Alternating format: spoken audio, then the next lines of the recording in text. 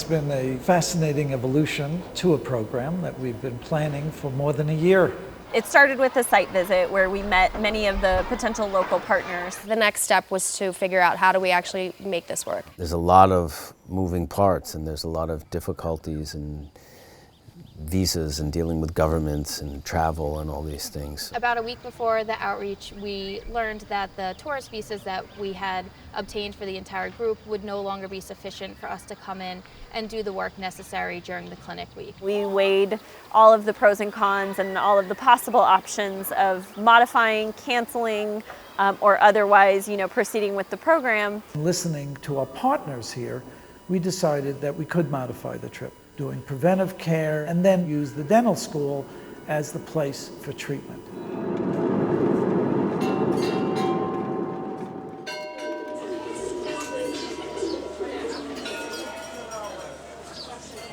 This cause is very important to us because as practitioners of Buddhism in the Tibetan tradition, Tibetan culture has given us so much, so many things that mean a lot to us and made a big difference in our lives that we feel a connection and a duty to give back as much as we can.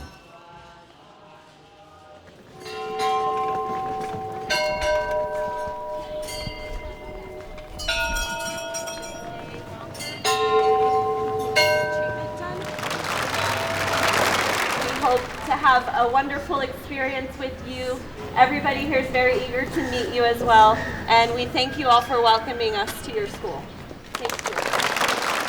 The school started 1981. Strongton Brikudi Boarding High School was established especially for Tibetan refugees. There are 635 students. We almost half of students they have sponsor have. Our students, they come from family with poor financial backgrounds. So for them, having access to dental care is quite rare.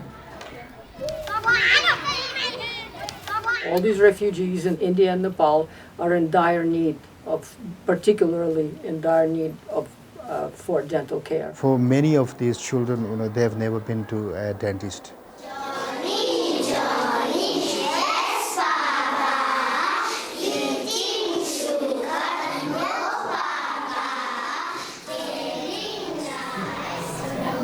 But been to the dentist? No. Lower kindergarten A and lower kindergarten B, so it's basically preschool. Got it.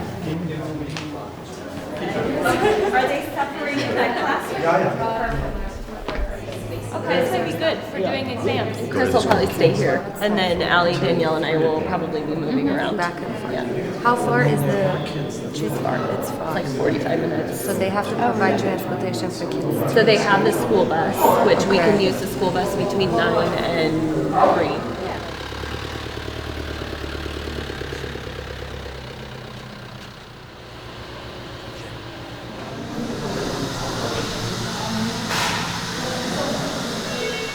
We did an intake of the supplies and instruments they had in stock. It was quite different from what we're used to. Where are the supplies? On these outreaches, you're not going to have the conveniences that you normally have in clinics. So electricity, running water, suction, these are all things that we take for granted. And I think it's 27. 27? 27. No, 30. No. Okay. And we made several purchases from a local dental supplier. You're killing me here. Do you have any straight ones? I don't think they had. We asked for 330s. Yeah, and they didn't have 330s? And I don't think so. Okay, so this is what I have and this is what I have. Did we have every single instrument and everything that we normally use? No, we did not. Did it stop us from doing our work? No. If we could call maybe 3 or 4 of these children and just have them here.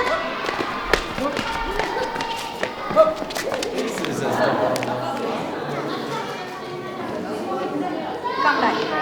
Yay! But oh boy, we have cavities. Okay. We have I, J, 14, 19, K, L, M.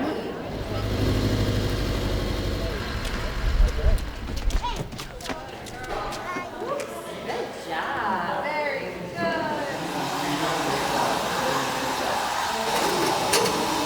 Open. Wow, that's amazing.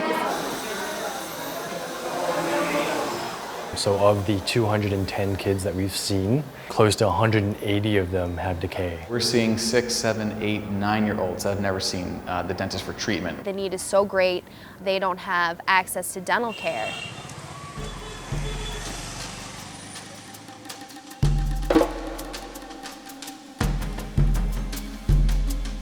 General elections had been scheduled for November 19th, 2 days after our group was scheduled to depart Nepal.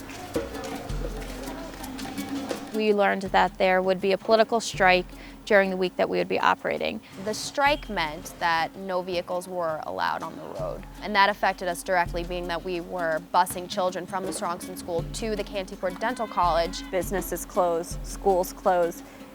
Life pretty much comes to a halt. We might not have a ride home. He's telling me that he can't come back. It'll be the last trip when he comes back to get us because the dentist will still go. Okay? Okay, thank you. We needed to find a way to beat this strike.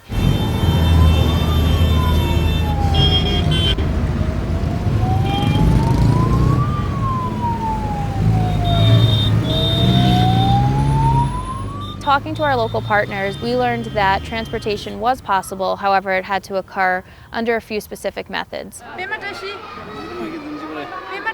A police escort, and another was a tourist bus which has green license plates. We moved the children on a tourist bus, we moved ourselves on a tourist bus, and we worked around the situation.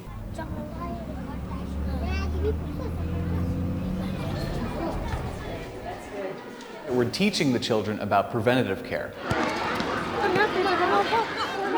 We've talked to the principal about modifying the selections that are available to the children in the school snack shop. My team and I were actually providing oral health education, toothbrushing instruction, and fluoride in the classroom. The sugar plus your germs produces, let's see, read this, it's an acid. And that is what causes a cavity. And the older kids were doing a little lesson on better nutritious foods to eat, and so they have a better understanding. And your toothbrushes we're giving you will also stay in your classroom. So we need to brush our teeth for 2 minutes, and then we'll come around, Annette and I, and we're going to apply some fluoride on your teeth. We can fill all the teeth and extract all the teeth forever, but it's never going to end unless we start these children with a better program of oral health. I couldn't think of a better place to be. We've moved away from just treating emergency needs to focusing on prevention and focusing on educating the communities that we work in. That sugar is what causes the cavities. 춥셨던 거 말이스. 그러나 니나는 플로라이드였다. 내가 먼저 플로라이드인지 미지 고아랬어야죠. That will be big. Oh, big. Okay. Thank you. You're welcome. Thank you. Learning English.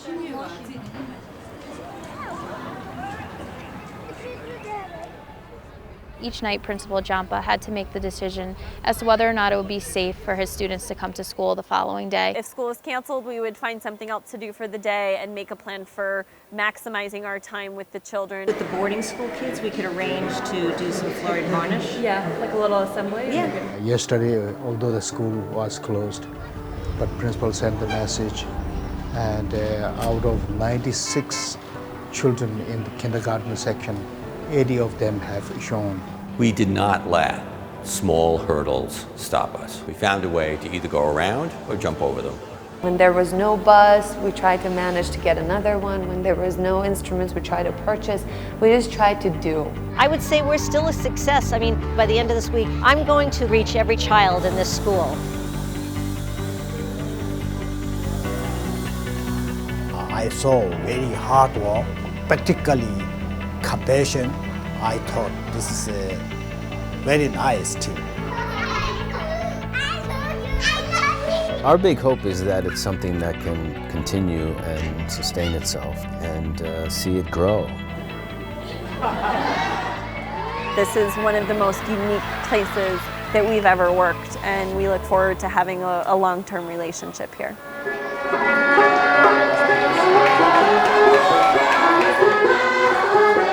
Thank you.